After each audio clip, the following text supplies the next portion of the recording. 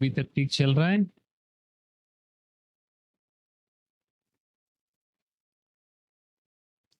अच्छा सीखने को मिल रहा है? एंजॉय कर रहे हैं? Very good. वर्तमान समय में सबसे बड़ा प्रॉब्लम, चाहे बच्चे हो, बूढ़े हो, प्रोफेशनल्स हो, सेंटर्स पे भी आपने सुना होगा जो आते हैं, यही कंप्लेंट लेके आते हैं। संकल्प बहुत चलते हैं, हम थक जाते हैं, इसलिए हम मेडिटेशन सीखने आए। सुना है आपने? आजकल कई सारे आते हैं आत्माएं सेंटर पे, और बी केस में भी ये ओवर थिंकिंग बहुत बढ़ गया है। लेकिन मन ज्यादा सोचता क्यों है? और अगर हमें कम सोचना है, जो बाबा कहते हैं ना, कम बोलो धीरे बोलो, ऐसे ही कम सोचो धीरे सोचो। Think less, think slow. That is the definition of relaxation. Relaxation का मतलब क्या है? लिखो वो definition. Think less, think slow. Very important definition.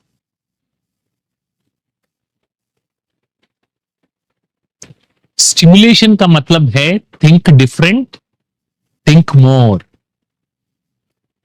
Think different, think more. हम रिलैक्सेशन समझ के स्टिमुलेट कर रहे हैं, इसलिए लोग थक जाते हैं, क्योंकि ये फंडामेंटल डिफरेंस पता नहीं। जितना आप कम सोचेंगे, जितना आप धीरे सोचेंगे, उतना ही आप रिलैक्स अनुभव करें।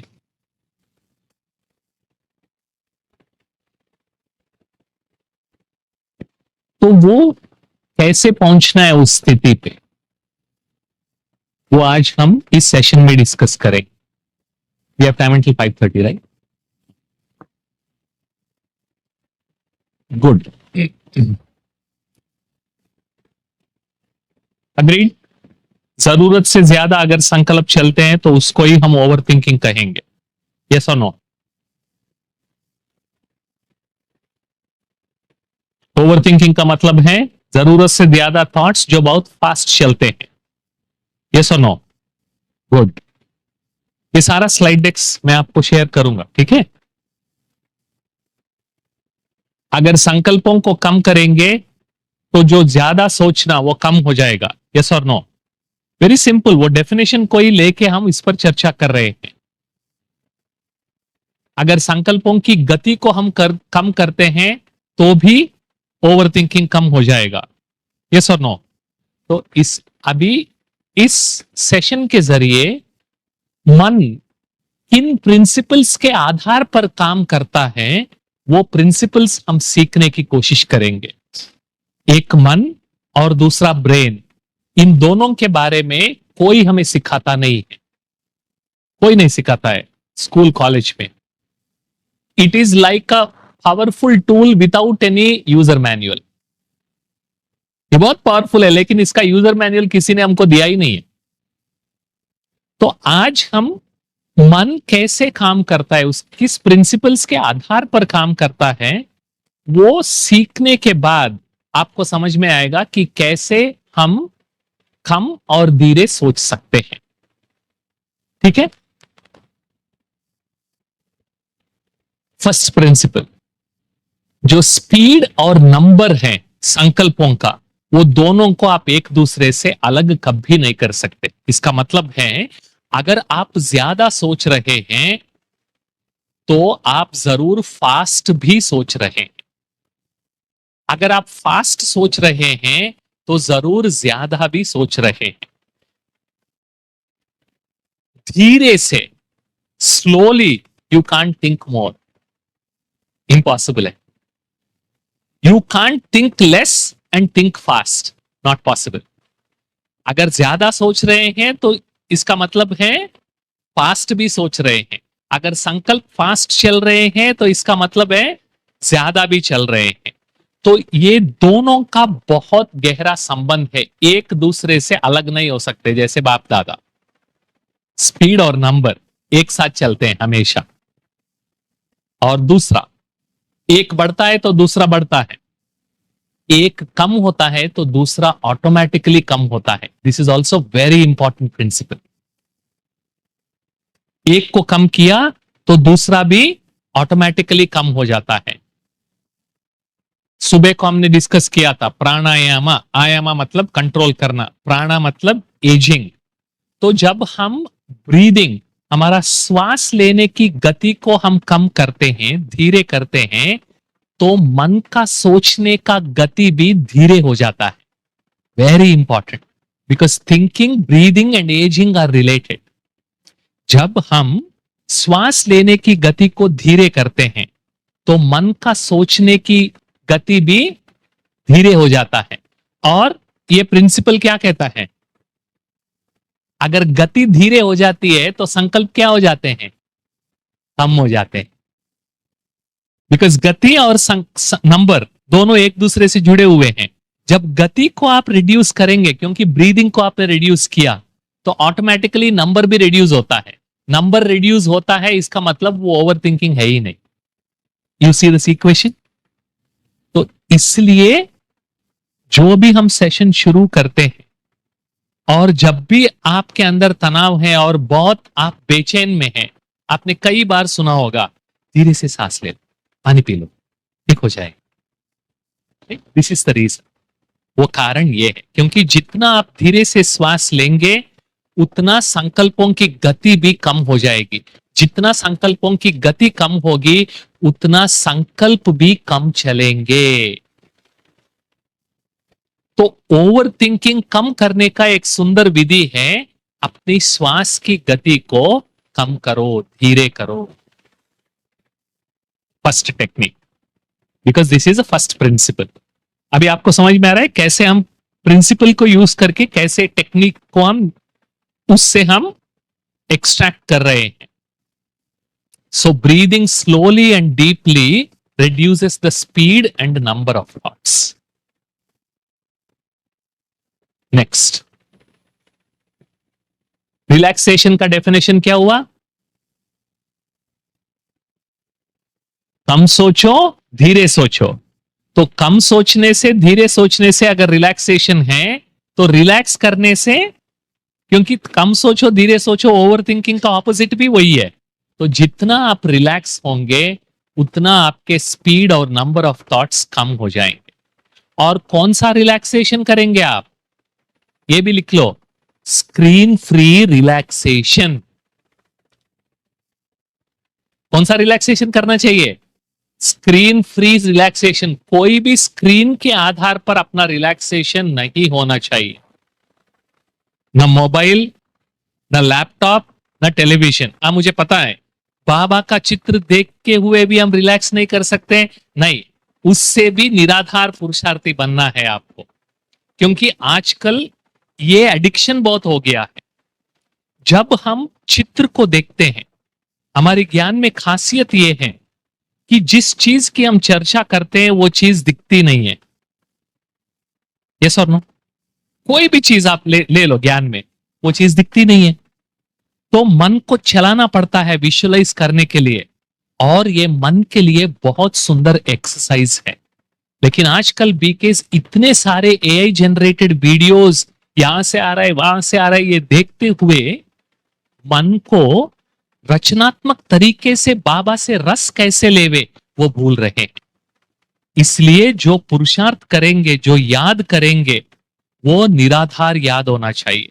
तब ही आपके अंदर और रचनात्मक तरीके से बाबा के साथ संबंध कैसे जोड़े वो आपको मजा आएगा। नहीं तो हर एक चीज के ऊपर आधारित हो जाएंगे।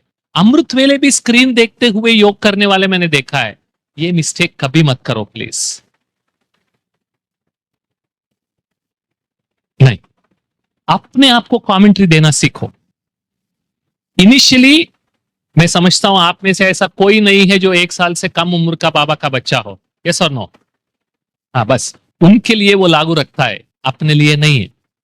तो ये मेहनत बहुत जरूरी है। तो रिलैक्सेशन, कौन सा रिलैक्सेशन करना है हमको, स्क्रीन फ्री रिलैक्सेशन। दूसरी बात, आप में से ऐसे कितने हैं जिनके पास 1969 से लेके 2015 तक के अव्यक्त मुरलियों का पूरा सेट है, आधे से कम। Very bad. अभी सीजन चल रही है, आप अहमदाबाद में ही हो, इमीडिएटली लिटरेचर डिपार्टमेंट में ऑर्डर करो। फोन नंबर नहीं है तो निरंजन भाई का फोन नंबर मैं दूंगा, ऑर्डर करेंगे तो इमीडिएटली आपको कोरियर करेंगे।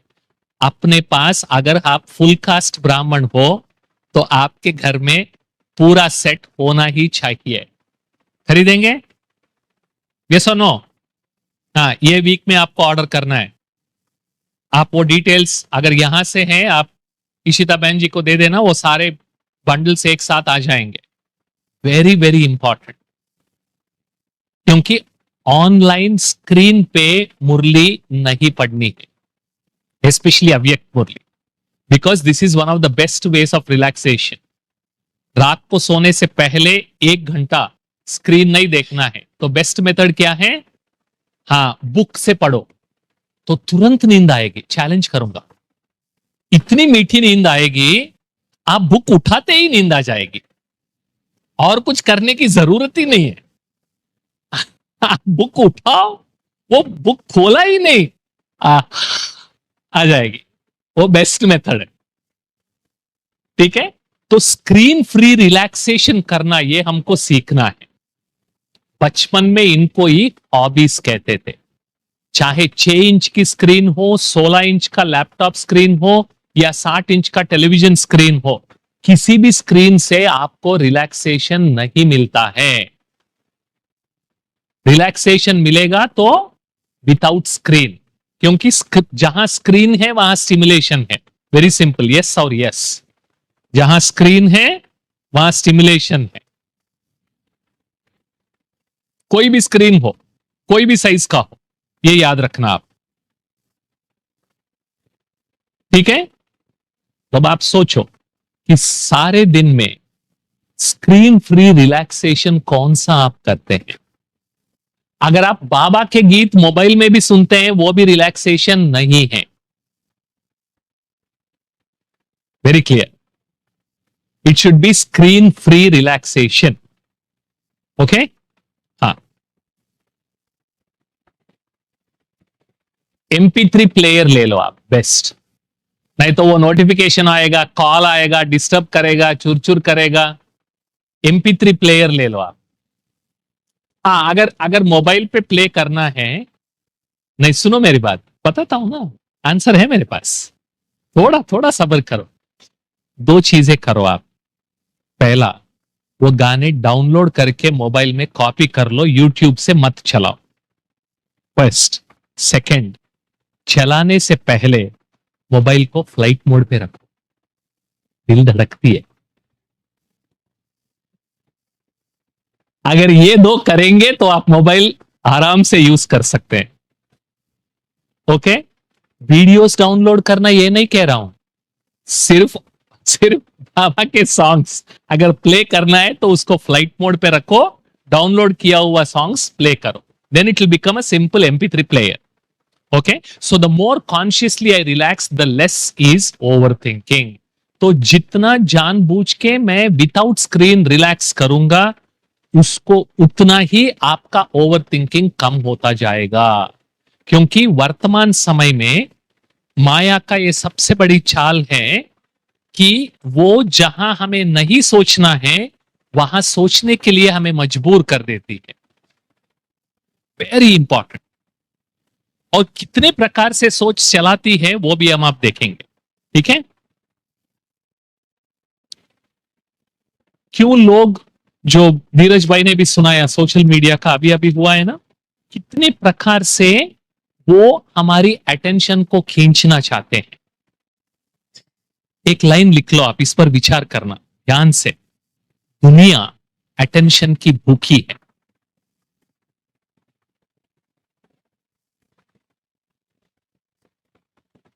इंटरेस्टिंग चीज ये है कि भगवान को भी हमारा अटेंशन ही चाहिए और कुछ नहीं चाहिए उनको।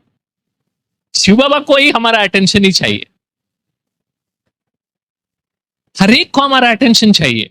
तब आप डिसाइड करो आप किसको अटेंशन देंगे। नहीं, बताना नहीं है, बताना आसान है। विचार करना, ठीक है। तो जो भी स्टिमुलेशन, जहां पे स्क्रीन है वहां क्या है, तो जो भी स्क्रीन यूज करेंगे वो रिलैक्सेशन नहीं देगा, वो क्या देगा। इसलिए दुनिया में ये बहुत बढ़ गया। And relaxation reduces over thinking. Another beautiful principle. ये सारा जो प्रिंसिपल्स हैं, जिन अव्यक्त मुरलियों से लिया गया है, वो सारे अव्यक्त मुरलियों का सेट मैं आपको दूंगा। 4 मुरलीस हैं संकल्पों के ऊपर जो बाबा ने चलाए हैं कई सालों में, वो पढ़ेंगे तो आपको आश्चर्य लगेगा। तो उसमें से एक मोस्ट इंपॉर्टेंट प्रिंसिपल ये है, कोई भी संकल्प आता है, अगर उस संकल्प को चाय पानी पिलाते हो तो वो संकल्प और वेस्ट थॉट्स और नेगेटिव थॉट्स को उत्पन्न करता है। अगर उस संकल्प को आप इग्नोर करेंगे तो वो संकल्प पावरलेस हो जाएगा। बिल्ली आती है, दूध पिलाते हो, कल कहां आएगी, वापिस आएगी ना, उसी स्थान उसी टाइम पे। ऐसे ही संकल्प आया, इसने ऐसा क्यों कहा, शुरू हो गया। तो हनुमान की पूंछ शुरू हो जाती है ना, क्यों की क्यों, वही तो ओवर थिंकिंग है। उसका आंसर मिलेगा आपको, क्योंकि उसके साथ आप बात नहीं कर रहे हो, उनसे नहीं पूछ रहे हो कि बाला भाई ने ऐसा क्यों कहा। आप 100 साल सोचो, आंसर मिलेगा आपको, नहीं मिलेगा ना, क्योंकि मैं क्या सोचता हूं आपको कैसे पता। तो you see, never engage a waste और नेगेटिव थॉट। जैसे ही वेस्ट और नेगेटिव थॉट आया, उसको रोकना सीखना चाहिए हमें, उसके पीछे भागना नहीं है। Very important principal, ignore and stop a waste or negative thought. You engage a thought, you empower it. It's a very simple principle. अच्छे संकल्प को एंगेज करो तो वो और अच्छे संकल्प उत्पन्न करेगा। इसलिए बाबा कहते हैं, जो भी मुरली में सुना है बच्चे, बैठ के उनका पहले मनन कर। 3 स्टेप्स है ना, मनन, चिंतन, मगन। लास्ट स्टेज ही मगन है, लेकिन पहला स्टेज क्या है, मनन। सिर्फ रिपीट करो, शुद्ध संकल्पों को क्रिएट करो पहले, उसके बाद अशरीरी बनना आसान होगा।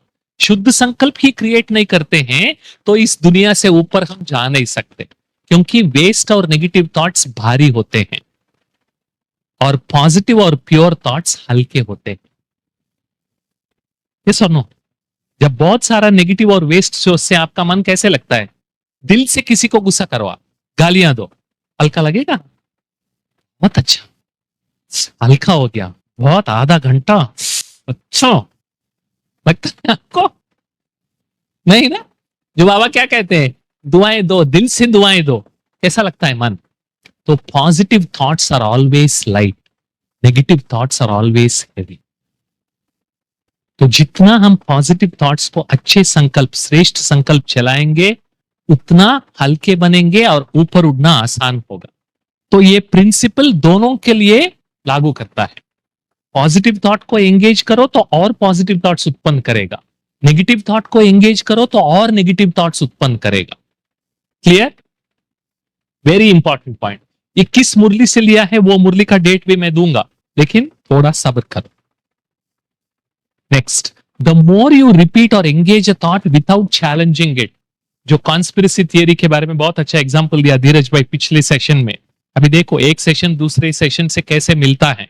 कोई भी संकल्प, अगर आपने उसको वेरीफाई नहीं किया, किसी ने कहा और रिपीट करना शुरू कर दिया, आप ये सच है, ये सच है, जैसे मुरली में ललित भाई भी बोल रहे थे ना, मैं भैंस हूं, मैं भैंस हूं, आप रिपीट करते रहो तो क्या होगा, मैं कैसे निकलूं, क्योंकि आप उस संकल्प को इतने बार रिपीट कर लिए हैं कि उसमें यकीन करना चालू कर दिया है। इससे भी ओवर थिंकिंग बढ़ता है, क्योंकि जिस संकल्प को हम सच मानते हैं, ये बहुत इंपॉर्टेंट पॉइंट है, जिस संकल्प को हम सच मानते हैं वो सच उस संकल्प को स्टिकी बना देता है, वो मन में छिप जाता है, चिपक जाता है। बिकॉज इफ आई से दिस इज ट्रू, वो चिपक जाता है, if this is false then it will not stick. तो इसलिए बिना चैलेंज किए अगर आप संकल्प करते हो तो वो बार बार रिपीट करने से वही वेस्ट थॉट। मैं सिंपल सी चीज ले लो, आपको ये डिजिटल वेलनेस सीखना है। दो तरीके से आप शुरू कर सकते हैं, मैं कर सकता हूं या मैं नहीं कर सकती। मैं नहीं कर सकती हूं, अगर ये संकल्प से आपने शुरू किया, ठीक है, तो आपका ब्रेन एक वंडरफुल अटैचमेंट मशीन है, वंडरफुल प्रिडिक्शन मशीन है। अगर आपने ब्रेन को संकल्प दिया कि मैं ये नहीं कर सकती हूं, तो ब्रेन ढूंढ ढूंढ के लाएगा आपके पास कि आप क्यों नहीं कर सकते। हाँ, 10 साल पहले आपने ये ट्राई किया था ना, नहीं हुआ, सच है, आप नहीं कर सकते। वो ढूंढ ढूंढ के लाएगा। लेकिन आप ये संकल्प से शुरू करो, मैं कर सकती हूं, तो वो भी वो ढूंढ ढूंढ के लाएगा। तो की किसके हाथ में है? की किसके हाथ में है? तो इसलिए बाबा क्या कहता है? बाबा क्या कहता है? कहां से शुरू करो? क्या कहता है बाबा? क्या याद करो? मैं ही देवता था, मैं ही हूं, मैं ही बनूंगा बच्चे, आपके सिवाय और कोई मुझे मिला ही नहीं है, और कोई बनने वाले ही नहीं है। हा?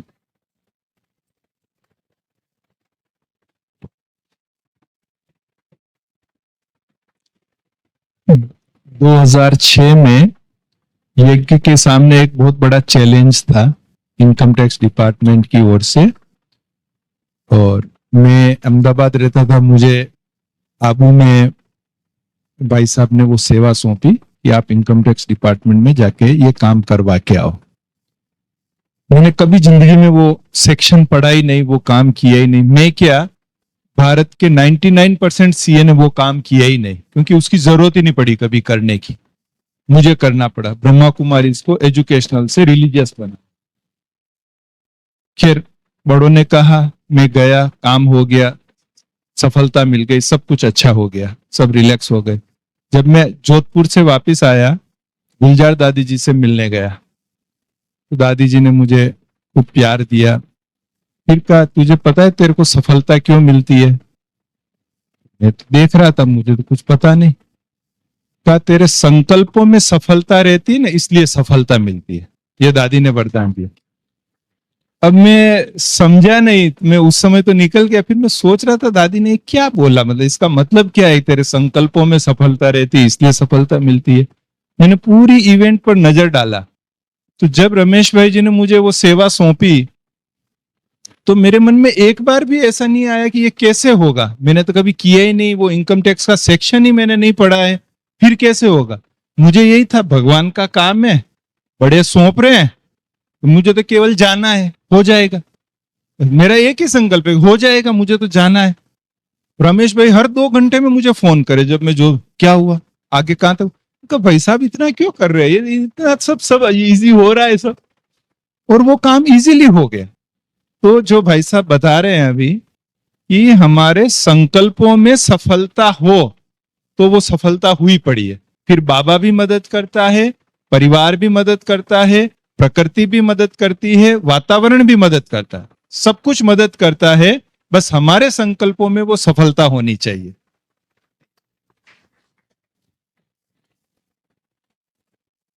इसलिए बाबा हमेशा प्रिंसिपल क्या सुनाते हैं? कौन सा प्रिंसिपल सुनाते हैं बाबा? बहुत सिंपल। सॉरी, और सिंपल, और सिंपल। Very good. क्या बताता है बाबा? वही पढ़ा, ये याद रखना है, ठीक है। तो when you engage a positive thought, it gives rise to more positive thoughts. तो अभी हम ये एक्सरसाइज करेंगे, सभी आप आंखें बंद करेंगे।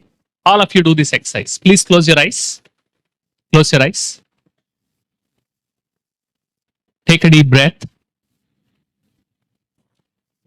ब्रीदिंग स्लो करो, धीरे से, slowly and deeply take a breath. अपने आप को रिलैक्स करो। सारे शरीर में कहां पे भी टेंशन हो उसे छोड़ दो। Leave that whole tension, feel completely relaxed. अपने आप को एक रेलवे स्टेशन के प्लेटफॉर्म में विजुअलाइज करो।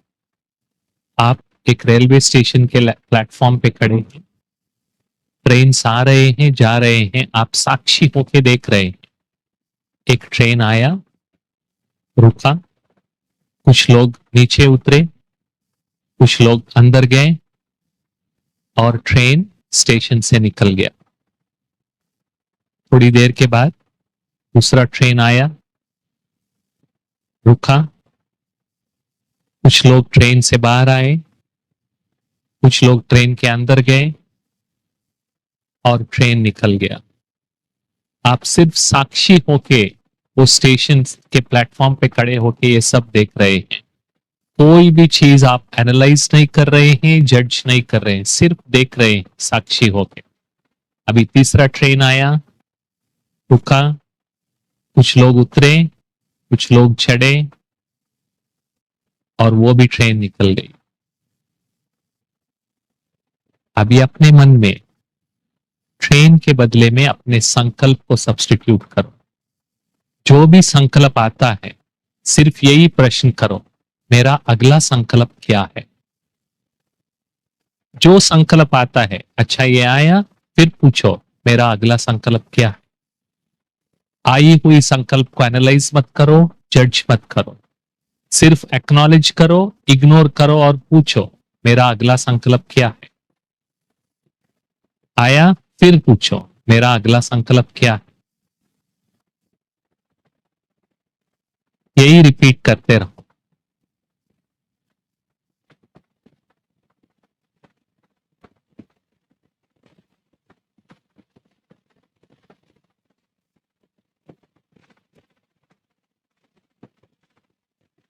धीरे से आंखें खोलेंगे।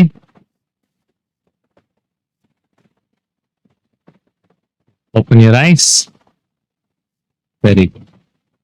आप में से ऐसे कितनों को अनुभव हुआ कि आपके संकल्पों की गति बहुत स्लो हो गई, एक से दूसरा होते होते अभी नेक्स्ट थॉट आने में और टाइम। इसका कारण है because this is another beautiful way how mind works. जब हम साक्षी बन के किसी चीज को देखते हैं तो वो परिस्थिति या वो चीज या वो संकल्प हमारे मन के अंदर और संकल्प को उत्पन्न नहीं करेगी। भगवान असोचता क्यों है? क्योंकि वो सबसे न्यारा है और सबको साक्षी होके देखता है। ही इज 100% साक्षी, इसलिए वो 100% असोचता है। It's actually very beautiful. अगर आप बैठ के शिव बाबा के बारे में सोचेंगे कि शिव बाबा के जो कैरेक्टरिस्टिक्स हैं वो कोई मैजिक नहीं है, एब्सोल्युटली नो मैजिक। अगर वो प्रिंसिपल्स अगर हम समझ के धारण करना शुरू करेंगे, उस हद तक नहीं तो बहुत करीब तक हम उसका अनुभव कर सकते हैं। यू सॉ द प्रिंसिपल ना। वो असोचता क्यों है? क्योंकि वो 100% साक्षी है।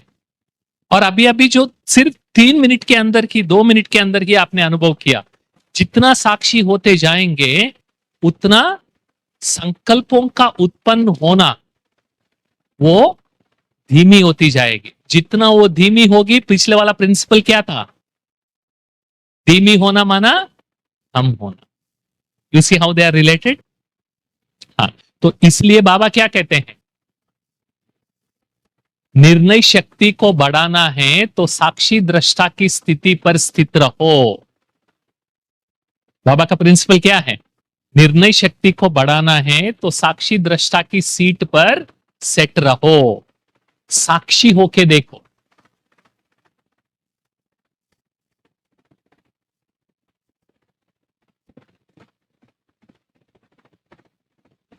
आप ये ओपन करो, दिखाई दे रहा है ना उस तरह? ओपन करो। नहीं नहीं, आप ओपन करो, आप ओपन करो, आप पढ़ो आप। हाँ, ये पढ़ो आप। Technique, sit in a comfortable position with your spine straight or lie down flat on your back. Inhale slowly and deeply through your nose. पढ़ो पढ़ो। अभी बुक चेंज नहीं हुआ, चेंज नहीं हुआ है ना, यही बुक है, यही भाई है आपका नाम राज। राज। लेकिन यहां है तो पढ़ना सहज हुआ, लेकिन यहां है तो साइलेंट हो गया, क्यों? फर्क क्या हुआ? फर्क क्या हुआ? क्या चेंज हुआ? क्या चेंज हुआ? डिस्टेंस चेंज हुआ। ठीक है, अगर डिस्टेंस चेंज होने से क्या परिवर्तन आया? क्लैरिटी। देख नहीं सकते क्योंकि क्लियर नहीं है ना, क्लैरिटी। तो इसको कहेंगे clarity of distance. Clarity of distance क्या कहेंगे उसको? Clarity of distance. ठीक है, जब ये बुक यहां है, ये अटैचमेंट, ये क्या है? अटैचमेंट है। वो भाई राज मैंने बुक को पकड़ा है, इनका ही बुक है, लेकिन जब डिस्टेंस क्रिएट किया तो क्लैरिटी बढ़ गई। तो ये है डिटैचमेंट। पकड़ भी रहा है लेकिन अटैच भी नहीं है, ये है डिटैचमेंट। अगर मैं इसको जहां लेके जाऊं, ये dissociation, मतलब उस चीज से आ जाना, कोई परिस्थिति को अटैच होना है, ना किसी परिस्थिति से भागना, वो हम नहीं करें, लेकिन परिस्थिति से भागना, अटैच होकर उस परिस्थिति को देखना, अब ये साक्षीपन की अवस्था क्लैरिटी इंप्रूव करेगी। समझ में आया? तो इसलिए अपनी संस्कृति में भी अटैचमेंट और डिसोसिएशन दोनों काम नहीं करते, डिटैच रहना है। My problem only. I only have to solve. Did I discuss?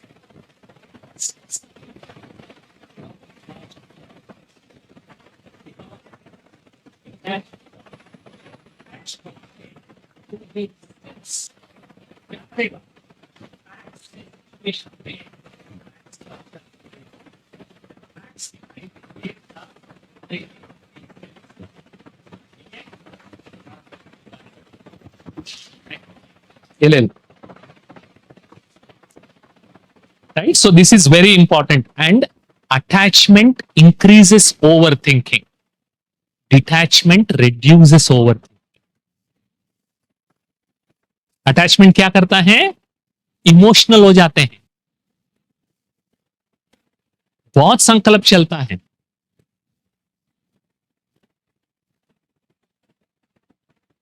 इसलिए लास्ट स्टेज बाबा क्या कहते हैं? लास्ट स्टेज क्या है? जब मोह नष्ट हो जाएगा पूरी तरह से, तब स्मृति का, जो स्मृति आप कर रहे हैं वो आपको लब्ध, वो आपको मिलेगा, उसका स्वरूप बनेंगे। अभी आपने देखा है, सिंपल एग्जाम्पल। ओके, तो सारे जीवन में भी, अपने दैनंदिन जीवन में भी, अगर हम किसी भी परिस्थिति से डिटैच होना चाहते हैं, वो कैसे कर सकते हैं, उसका मैं एक सुंदर उदाहरण देता हूं। ये बहुत सुंदर टूल है जिसको कहेंगे गोइंग टू द बालकनी। जैसे एक कपल है, युगल है, हॉलीडे थी, जैसे क्रिसमस का हॉलीडेज है, तो वो डांस करने के लिए डांस फ्लोर पे गए, डांस करने लगे। तो आसपास के डांसर्स इनके पास आके इनसे टक्कर लगाने लगे, ठीक है, एल्बो करने लगे, उनके पैरों पर वो स्टैम्प करने लगे। 2-3 बार उन्होंने कहा, भाई आप भी डांस कर रहे हो, हम भी डांस कर रहे हैं, आप हमको डिस्टर्ब क्यों कर रहे हैं? लेकिन वो सॉरी सॉरी कहते थे। कुछ मिनट के बाद फिर से ये सिलसिला चालू। तो ये भाई को गुस्सा आता है, उसने कहा, अपने युगल से कहा, चलो ये बेकार के टाइम पे आए, हम डांस नहीं करेंगे, हम बालकनी में जाएंगे। तो वो डांस फ्लोर छोड़ के बालकनी में जाते हैं। तो जब बालकनी में जाते हैं तो उनको कंप्लीटली अलग चित्र दिखाई देता है, क्योंकि उस टाइम वो लॉन्ग वीकेंड था, क्रिसमस या न्यू ईयर जैसा। तो बहुत सारे डांसर्स आ रहे थे, विजिटर्स। तो जैसे जैसे डांस कर रहे थे, वो डांस करते करते वीआईपी के एनक्लोजर में जा रहे थे। तो वहां की सिक्योरिटी उनको अंदर धकेल रहे थे। तो जैसे ही सिक्योरिटी पुश कर रहे थे, तो एक दूसरे के ऊपर ये स्टैंप कर रहे थे। ये कहां से दिखा? हमारा सारा जीवन, मैक्सिमम टाइम हम डांस फ्लोर पर डांस करते हुए निर्णय लेते हैं, हम बालकनी में जाते ही नहीं। जब डांस फ्लोर में डांस करते हुए देखेंगे तो आपका व्यू क्या होगा डांस फ्लोर पे? मिनिमम, बहुत कम। और उसके साथ साथ आपकी कहानी भी चलेगी, ये लोग तो बेकार हैं, क्या लोग हैं, तमीज नहीं है, इसलिए मुझे भारत पसंद नहीं है, अमेरिका अच्छी लगती है क्योंकि यहां डांस भी करने नहीं देते हैं, क्यों वापिस आए पता ही नहीं है। सुना है अभी कहानी कैसे चल रही है? लेकिन बालकनी में जाने से पता चलता है, बालकनी में जाने से पता चलता है कि ये उनका दोष नहीं है। भगवान को ये ड्रामा निर्दोष क्यों लगता है? क्योंकि वो हमेशा बालकनी में बैठ के देखता है, वो कभी डांस फ्लोर पे आता ही नहीं है क्योंकि उनको डांस करना ही नहीं है, इसलिए ड्रामा निर्दोष लगता है बाबा। इसलिए बाबा कहते हैं किसी का भी दोष नहीं है, लेकिन अगर वो स्थिति हमें अनुभव करनी है तो हमारा पोजीशन को चेंज करना पड़ता है। तो जितना हम ऊपर उड़ेंगे उतना उस निर्दोष दृष्टि को अनुभव कर सकेंगे। तो वो है गोइंग टू बालकनी। तो बालकनी में जाने से एक जो सिचुएशन के अंदर फैक्ट्स हैं, हकीकत क्या है, वो हमको समझ में आएगा। और दूसरा, मैं अपने मन के अंदर जो कहानी सुना रहा हूं ना, वो कहानी भी पता चलेगा। फैक्ट्स इन द वो भाई का कहानी क्या था? ये लोग बेकार है, ये डांस नहीं करना चाहते हैं, इनको तमीज पता नहीं है, तो ये कहानी चल रही थी ना उनके मन में, तो वो बहुत फ्रस्ट्रेट हो गया था।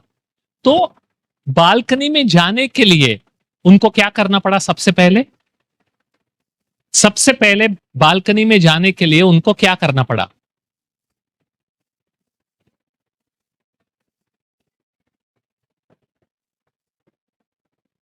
डिसीजन के बाद सबसे पहले क्या करना पड़ा? सबसे पहले क्या करना पड़ा?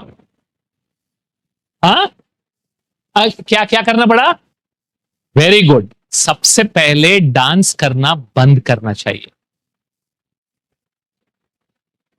सबसे पहले उन्होंने क्या किया? डांस करना बंद किया। इसलिए बाबा कहते हैं बीच बीच में बच्चे मेरे पास आके बैठो, ताकि जो हमारे जीवन की परिस्थितियां हैं उसकी हकीकत हमें पता चले। और दूसरा, all the overthinking is because of the story I tell myself, not because of the facts. पूरा ओवरथिंकिंग वो मेरी कहानी के वजह से, हकीकत के वजह से कभी भी ओवरथिंकिंग चलती नहीं है। मिसाल के तौर पर, आप आईआईटी पास हैं, बहुत अच्छे कंपनी में आप काम करते हैं, आपका जो पड़ोसी है वो इंजीनियरिंग भी पास नहीं किया, छोटा सा लोकल कंपनी में वो काम करता है। एक दिन वो मर्सिडीज बेंज लेके अपने घर के सामने पार्क किया और उतरा। इसमें हकीकत क्या है? मेरे पड़ोस वाले ने बेंज कार लाके अपने घर के सामने पार्क करके उससे उतरा, ये हकीकत है ना? इसको कितने बार भी रिपीट करो कुछ होगा?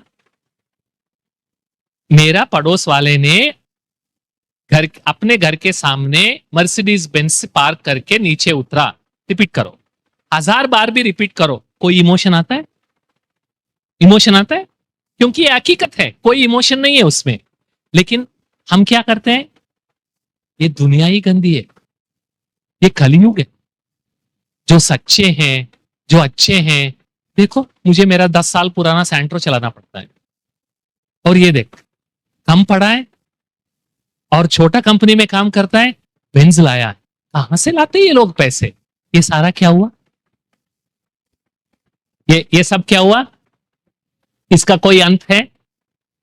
एक से दूसरा, दूसरे से तीसरा, वो पूरा दिन आप बैठ के वो स्टोरी चलाते रहो, आप तंग हो जाएंगे और गुस्सा भी आने लगेगा। अपने आप भी गुस्सा आएगा, उसके ऊपर भी गुस्सा आएगा, सारी दुनिया पर गुस्सा आएगा। आपको थोड़ी देर के बाद बाबा के ऊपर भी गुस्सा आएगा अगर आप बीके हो तो, क्योंकि ये story. So all over thinking is story, very important. अगर संकल्प ज्यादा चल रहे हैं तो वो हकीकत के आधार पर नहीं, वो आपकी कहानी के आधार पर चल रहे हैं। और कहानी का writer, director, hero, heroine, producer, villain कौन है? राइटर कौन है? नहीं हूं ना, नहीं हूं ना। तो इसका मतलब क्या हुआ? इसका मतलब क्या हुआ? अगर मैं क्रिएट कर रहा हूं तो मैं खुद उसको बदल भी सकता हूं। Very important. तो जितना मैं सोचता हूं कि मैं अशक्त हूं, इतना अशक्त नहीं हूं, सिर्फ उसका स्मृति नहीं है मेरे अंदर। स्मृति है तो शक्ति है, विस्मृति है तो दुख है, क्योंकि वीकनेस है। अगर ये स्मृति आया कि मैं ही राइटर हूं, डायरेक्टर हूं, मैं इसको चेंज कर सकता हूं, yes or no? Yes or no? तो जितना हमारा फोकस हकीकत पर होगी, उतना स्टोरी कम चलेगा, उतना ओवर थिंकिंग कम हो जाएगी। आप अपने आप को चेक करो अपने जीवन में, जब भी ओवर थिंकिंग चलता है वो सारा आपकी कहानी है। As simple as that. Yes or no? और कहानी को शुरू किसने किया? मैंने ही किया। तो इसका मतलब है उसको रोकने की क्षमता भी मेरे अंदर है। ये याद रखो। This is another principle. ऐसा रखना पसंद करते हैं अपने मन को? ऐसा कोई पसंद करता है यहां पे? ऐसा कोई स्पेशल सोल है? नहीं है ना? ऐसा ऐसा रखना पसंद करते हैं? हाँ, ये दुबई का मिरेकल गार्डन है। हर 3 महीने वो बदलते हैं। वो रेगिस्तान के बीच में ऐसा बनाया है उन्होंने। तो ऐसा पसंद करते हैं ना? हाँ, ये मोस्ट इंपॉर्टेंट चीज ये है। Weeds grow on their own, garden needs maintenance. तो आप लिख लो डेफिनेशन। लोग पूछते हैं ना मेडिटेशन क्यों करना है, तो उनको सिंपल ये 2 पिक्चर्स दिखा दो। Meditation is mind maintenance. Meditation क्या है? Very simple. अगर आपको मेंटेन नहीं करना है तो हमारे पास मत आओ भाई, आपकी मर्जी। हम क्यों फोर्स करें आप? अगर आपके मन को फुलवाड़ी जैसा बनाना है तो उसको मेंटेन करना पड़ेगा। Yes or no? अगर मेंटेन नहीं करना है तो जंगल जैसा बनेगा। आपकी मर्जी। तो उनको अच्छी तरह से समझ में आएगा। तो what thoughts we create on a daily basis, जो रोज हम अपने आप से जो बातें करते हैं, उनके आधार पर ही या तो मन में जंगल बनता है या गार्डन बनता है।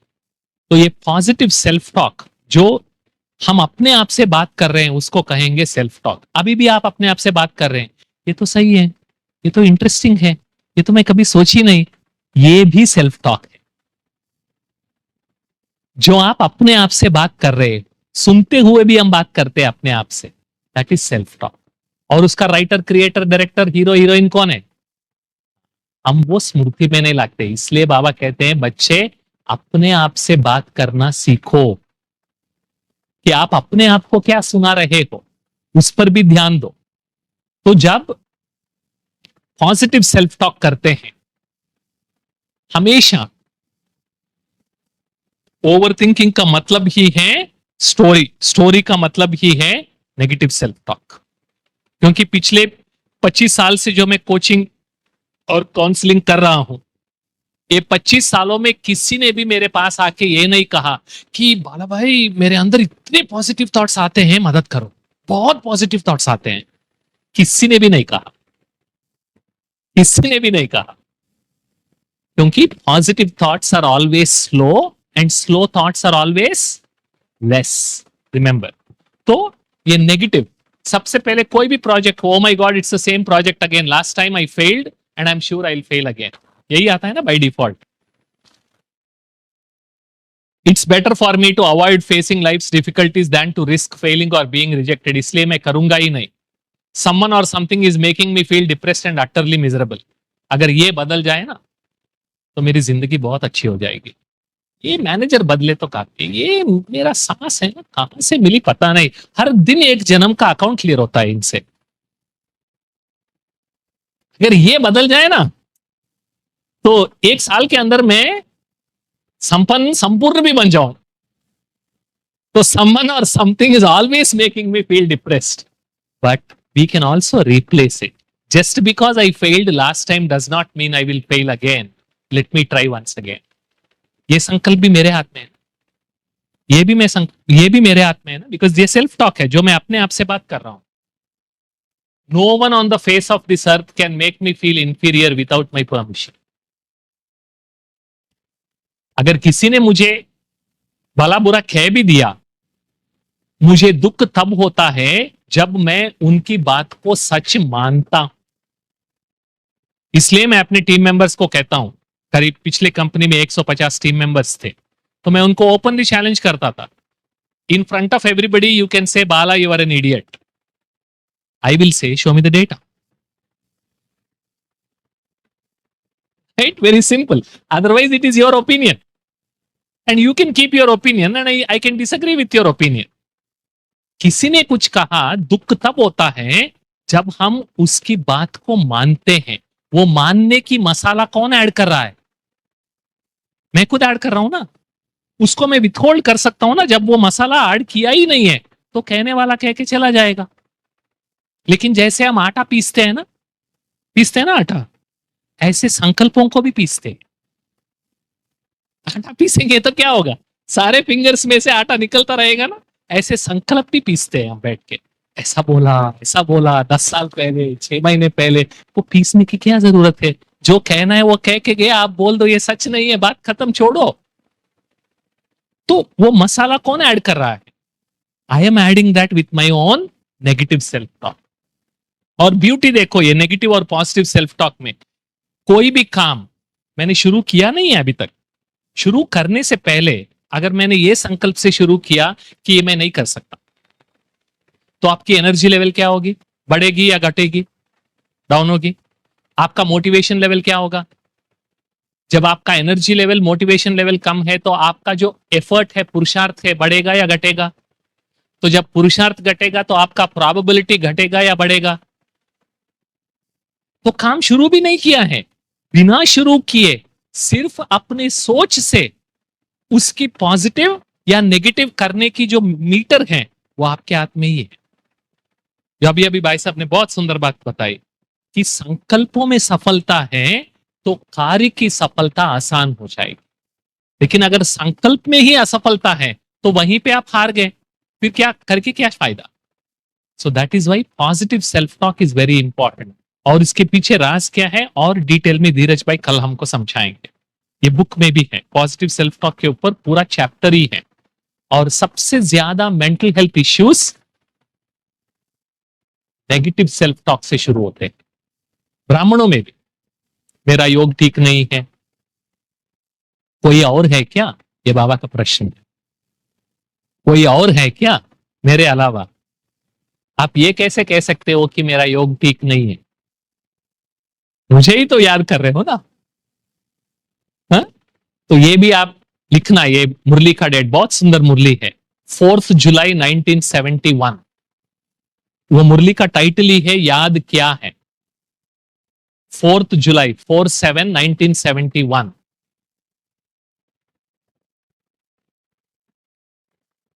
ठीक है. और 4 मिनट का योग 4 घंटे की नींद की बराबर हो जाएगी. ये मुरली है 15 सितंबर 1974, 15/9/1974. बहुत सुंदर मुरली है. अभी जनवरी आने वाला है, बहुत अच्छा अभ्यास कर सकते हैं कि आत्मा का अनुभव कैसे करना है, विजुअलाइज कैसे करना है. बहुत ब्यूटीफुली बाबा ने समझाया है इस मुरली में, 15/9/1974. तो positive self talk empowers and relaxes by giving more clarity. इसलिए बाबा हमेशा स्वमान को याद दिलाते. Yes or no?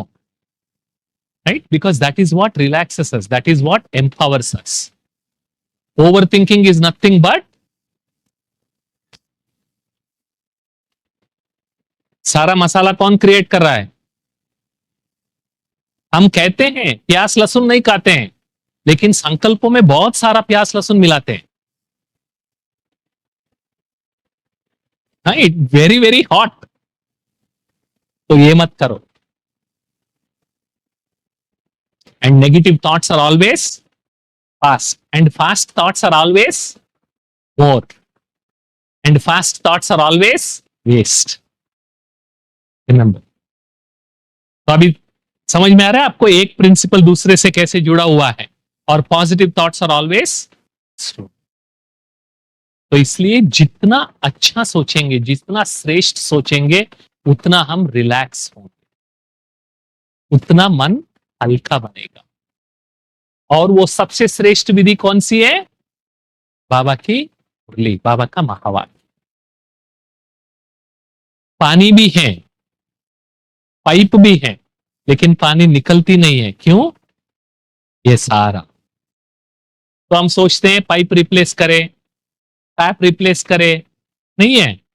ये ये जो चल रहा है वो भी ओपन है और काम भी चाहिए, लेकिन बीच में अटक रहा है यहां पे। तो इसको क्लियर करूं तो आसानी से वो एनर्जी सब तक पहुंच सकता है। तो कोई भी नेगेटिव या वेस्ट थॉट्स आते हैं तो उसको हम परिवर्तन कैसे करें? उसका परिवर्तन करने का ये सिंपल मॉडल है, framework, 5 Ds: detect, disrupt, detach, dispute and design. सबसे पहले कोई भी आपको वेस्ट थॉट आता है उसको डिटेक्ट करना बहुत जरूरी है। कई है जिनको पता ही नहीं चलता है कि वो वेस्ट थॉट आया है या नेगेटिव थॉट आया है। जैसे ही वेस्ट या नेगेटिव थॉट आया है, वो डिटेक्ट करने के बाद उसको क्या करेंगे? स्टॉप, डिसरप्ट करेंगे, उसको और आगे बढ़ाएंगे नहीं। You will stop forcefully, you have to stop it. नहीं तो क्या होगा? बाबा का एग्जाम्पल है, मुरली का डेट भी देता हूं। वट का जंगल जानते हैं ना? एक से दूसरा, दूसरे से तीसरा, सारी जंगल को वो खत्म कर देती है। ये वेस्ट थॉट्स भी ऐसे हैं। अगर एक को आपने रोका नहीं तो एक दूसरे तीसरे चौथे से 10 सेकंड के अंदर 100 थॉट्स वो उत्पन्न करेगी। तो दूसरा स्टेप क्या है? स्टॉप। वेस्ट या नेगेटिव आया तो स्टॉप, उसको आप आगे नहीं बढ़ाएंगे। और तीसरा most important principle, detach. Detach का मतलब है जो संकल्प आया, मेरे मन में ही वो संकल्प आया, मेरे मन से ही आया, लेकिन मेरे मन से संकल्प आया इसका मतलब ये सच है नहीं, ये सिर्फ एक संकल्प है। This is just a thought, this is not true. Very important principal. This is just a thought, this is not true. मेरे मन में संकल्प आया इसका मतलब ये नहीं कि ये सच है, ये सिर्फ एक संकल्प है, ये सच नहीं है। क्योंकि जब आप उसको सच कहेंगे तो वो संकल्प क्या होगा? अभी अभी हमने डिस्कस किया, जैसे ही आप उसको सच मानेंगे तो वो संकल्प चिपक जाएगा और निकालने में बहुत मेहनत करनी पड़ेगी। लेकिन जब उसको आप कहेंगे this is just a thought, this is not true, तो वो अशक्त हो जाएगा। क्योंकि engage a thought, you empower it, ignore a thought, you disempower it. So that's why you detect, disrupt, detach and dispute. Dispute का मतलब है आप उससे क्वेश्चन करेंगे। एग्जाम्पल देता हूं, आपको खांसी आई, ठीक है, 3-4 बार खांसने लगे। 10 दिन पहले आपने न्यूज़पेपर में पढ़ा था कि आपकी शहर है वहां पे कोविड 3-4 लोगों को वापस आ गई। 10 दिन कुछ नहीं हुआ। अभी 3-4 बार खांसी आई तो मन में आया कि कोविड आ गया होगा। अभी इस संकल्प को अगर आपने स्टॉप नहीं किया, इसको डिटैच नहीं किया, तो मुझे कोविड आ गया होगा से लेके वेंटिलेटर से लेके आपका इंश्योरेंस तक 30 सेकंड के अंदर पहुंच जाएंगे। क्योंकि एक से दूसरा तीसरा वो हनुमान की पूंछ की तरह वो चलती जाएगी। लेकिन उसको आप डिटेक्ट भी करेंगे, स्टॉप भी करेंगे, डिटैच भी करेंगे और कहेंगे कि डिस्प्यूट भी करेंगे। कैसे? बाला आपको कैसे पता आपको कोविड आया है? आपने आरटीपीसीआर किया, 3 दिन से बुखार आया, आपका टेस्ट चला गया, आपने टेस्ट किया, बिना किसी के आप ये कैसे कह सकते हो कि आपको कोविड आया? This is how I dispute my own thoughts. पानी पी लो, काम करना शुरू करो। कोविड नहीं, कुछ नहीं। This is designing the positive thought. तो ये हमें अपने आप से बात करना सीखना चाहिए। तो you detect, you disrupt, detach and dispute and then you design. Very powerful 5D model, ठीक है। और जो भी डिस्कस कर रहे हैं ना इमोशनल जंक फूड, जो अरिता बहन सुबह को बता रही थी, न्यूट्रिशियस फूड खाएंगे तो शक्ति मिलेगी, जंक फूड खाएंगे तो आपको बुखार आएगा, मन को भी बुखार आता है। ये ओवर थिंकिंग क्या है? ये मन का बुखार है। मन का बुखार कब बढ़ता है? जब ये ऑल नॉनसेंस स्टफ आप लेते हो। और बी केस में भी जंक होता है, लेकिन ये डिवाइन जंक होता है, बस इतना ही। वहां पे जंक है, यहां क्या है? यहां डिवाइन जंक है, क्योंकि हर एक डिवाइन जोड़ देते हैं ना यहां पे। जो चीज आपने खाया अगर वो हजम नहीं हुआ, क्या बनता है? विष बनता है। Yes or no? हजम होता है, खाना वही है, वो चीज हजम हो गया तो वो क्या बनता है? शक्ति बनती है। अगर वही खाना हजम नहीं हुआ, क्या बनता है? ज्ञान भी वैसा ही है। वही मुरली 5 बार सुनते हैं, ये बहन से भी सुनते, वो बहन से भी सुनते, ये भाई से भी सुनते। सुनी हुई बात को विचार किया, हजम किया नहीं, सुनते जाएंगे, क्या फायदा? 30 व्हाट्सएप ग्रुप में वही मैसेज आता है, क्या फायदा? ये सभी डिवाइन ग्रुप्स ही हैं, हर एक के पहले डिवाइन ही होता है। डिवाइन ये, डिवाइन वो, डिवाइन सी, डिवाइन जेड, सभी डिवाइन है, लेकिन पूरा डिवाइन जंक है। जिंदगी वेस्ट कर रहे हैं बीके से व्हाट्सएप ग्रुप्स के पीछे। I am telling you, absolute waste of time. कौन सी बड़ी बहन या दादी, अभी तो दादियां है ही भी नहीं, कहां किस सेंटर का इनॉग्रेशन हुआ, इससे मेरा क्या लेना देना है? किस सेंटर पे प्रेसिडेंट आई, इससे मेरा क्या लेना देना है? देखो देखो, क्या? जिंदगी खपा दे रहे हैं और यही माया है, याद रखना जरूर। This is not me saying it, this is Baba saying it through me in all humility. Don't waste your time. Come out of all stupid WhatsApp groups. None of them are needed. क्योंकि expansion, विस्तार बहुत हो गया है, बहुत। Total waste of time है। ये video देखो, वो वीडियो देखो, ये यूट्यूब चैनल सब्सक्राइब करो, ये क्लास सुनो, वो क्लास सुनो। एक बहन आके कहती है पानी नहीं पीना है, दूसरा भाई आके कहता है हवा नहीं लेना है। ये क्या है? हाँ, ये बहुत चल रहा है आजकल बीकेएस में भी। कोई आके ये कहता है, कोई आके, वो किसने कहा?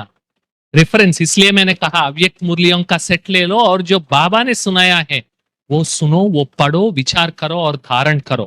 क्योंकि विस्तार एब्सोल्यूट वेस्ट ऑफ लाइफ है, वेस्ट ऑफ टाइम नहीं है, वेस्ट ऑफ लाइफ है। और ये भी डिवाइन जंकी है। आप भोग लगा के खाया, इसका मतलब ये नहीं कि मिर्ची बज्जी वो अपना प्रभाव नहीं दिखाएगा। जिसको वो प्रभाव दिखाना है वो दिखाएगा जरूर। ऐसा नहीं कि अच्छा दृष्टि देके खाएंगे, इतना भी आधा घंटा भी दृष्टि दो, वो अपना प्रभाव दिखा के छोड़ेगा। So please be very very careful. Madhuban की टोली है, लेकिन बहन डायबिटीज है, नहीं मधुबन की है, बाबा देखेगा, क्या देखेगा? कुछ नहीं देखेगा। It's so emotional junk food leads to overthinking. I'm sorry, it's getting recorded, which is okay. We have to be very, very strict. And emotionally nutritious food, and this is what Baba gives us in the form of Murli, not in the form of classes. Write it down. Only in the form of Murli, not in the form of classes. That is emotionally nutritious food. And that is what helps reduce speed and number of thoughts. क्योंकि जो बाबा के महावाक्य हैं वो positivity से भरे हैं। Positive thoughts are always slow and slow thoughts are always less. Very simple equation. And indecision increases speed of thinking, करूं या ना करूं।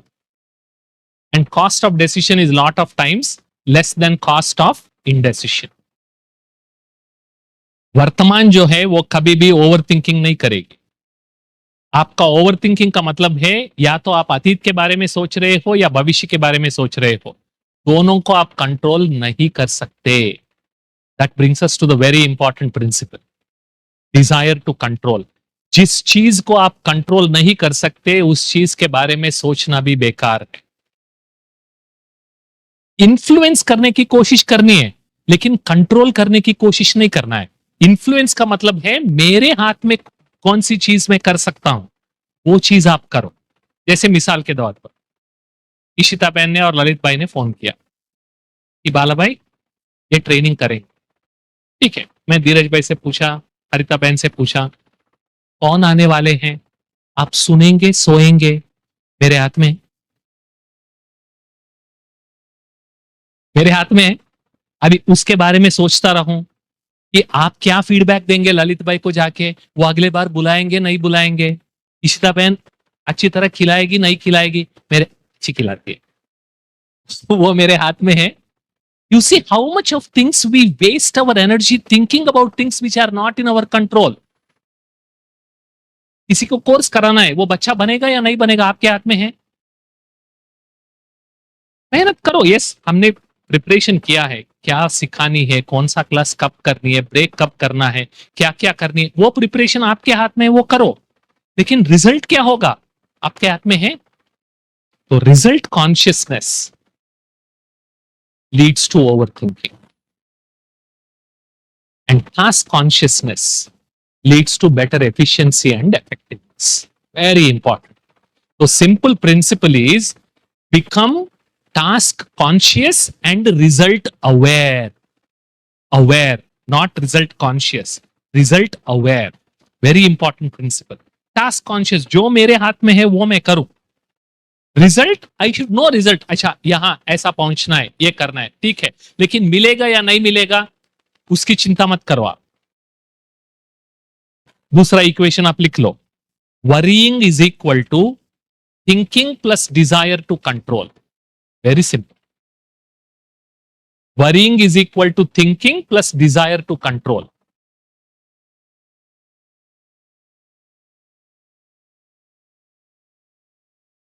Desire to control.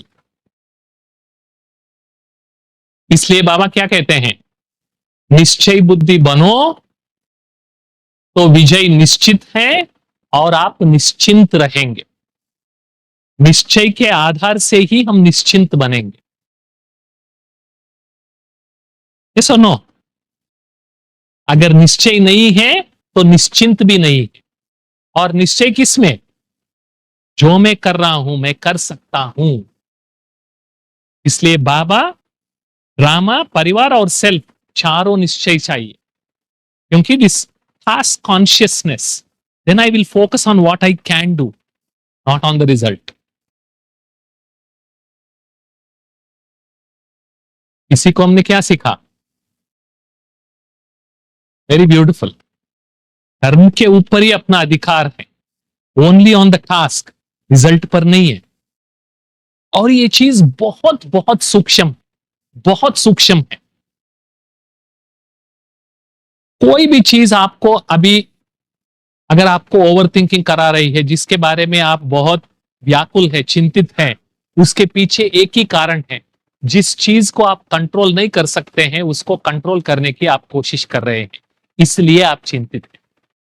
चाहे वो आपका 10 साल के बाद या 5 साल के बाद मुझे क्या होगा, चाहे आपके सेहत के बारे में हो, अपने बच्चों के बारे में हो, बिजनेस के बारे में, कोई भी चीज हो, स्ट्रेस का डेफिनेशन लिख लो, when I try to control things that are not in my control, the result is stress. Very simple definition. तनाव का मतलब क्या है, जिस चीज को मैं कंट्रोल नहीं कर सकता हूं उस चीज को कंट्रोल करने की कोशिश करूंगा, उसी का अर्थ है तनाव। Very simple. हर तनाव के पीछे वो डिजायर टू कंट्रोल है।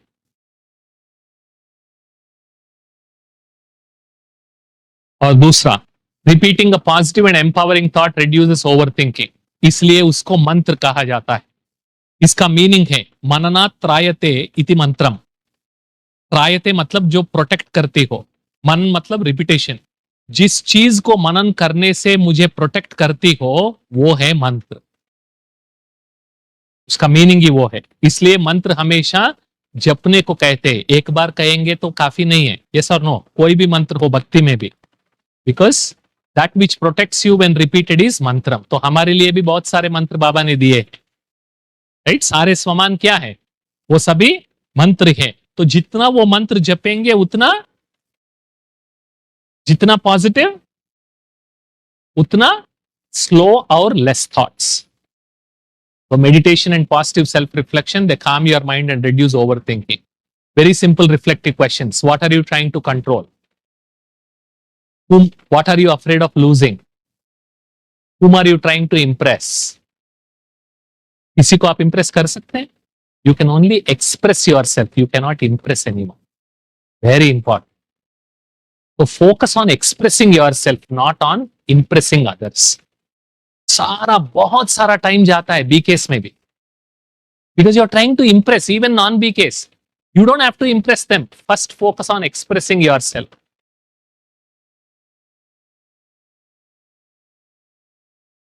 सोचोगा अगर अव्यक्त बाप दादा बैठ के सोचता होगा कि मैं ये सुनाऊं या ये सुनाऊं, ये पसंद आएगा वो पसंद आएगा, कंफ्यूजन देखा बाबा के अव्यक्त मुरली में? हो सकता होगा ऐसा कभी देखा?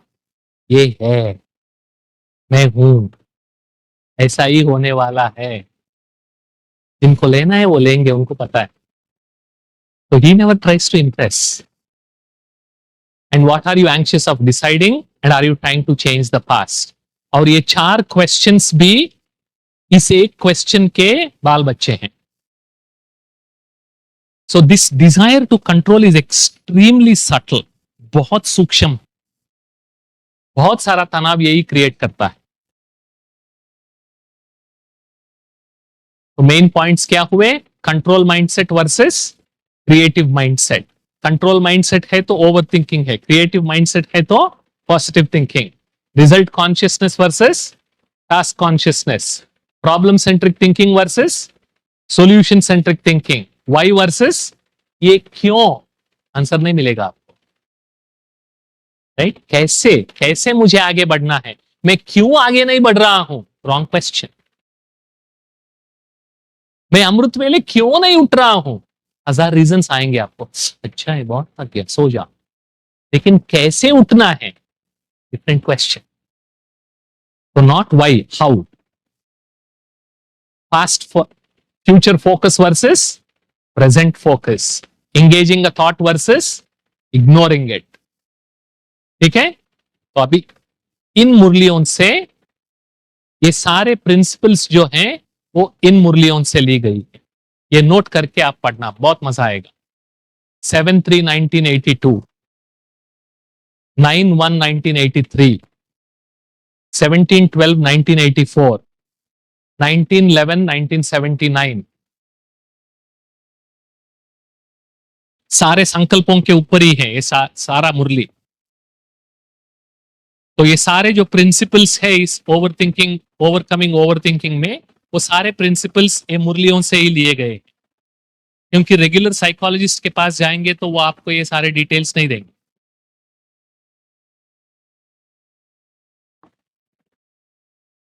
ओके?